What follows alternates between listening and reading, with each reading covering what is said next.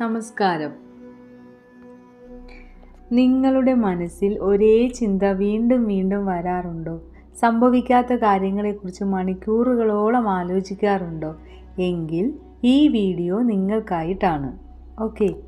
Over thinking എന്നത് കൂടുതൽ ചിന്തിക്കുന്നത് മാത്രമല്ല, അത് നമ്മുടെ സന്തോഷവും സമാധാനവും പതിയെ കവർന്നെടുക്കുന്ന ഒരു ശീലമാണ്. പലപ്പോഴും നമ്മൾ കഴിഞ്ഞുപോയ കാര്യങ്ങളെക്കുറിച്ചോ ഇനിയും സംഭവിക്കാത്ത ഭാവിയെക്കുറിച്ചോ ചിന്തിച്ചു കൊണ്ടിരിക്കും. എന്നാൽ ജീവിതം നടക്കുന്നത് ഈ നിമിഷത്തിലാണ്.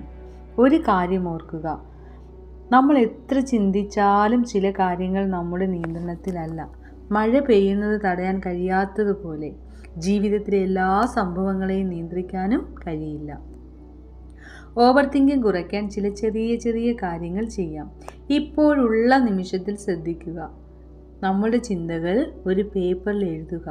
ദിവസവും കുറച്ച് സമയം നടക്കുകയോ വ്യായാമം ചെയ്യുകയോ ചെയ്യുക.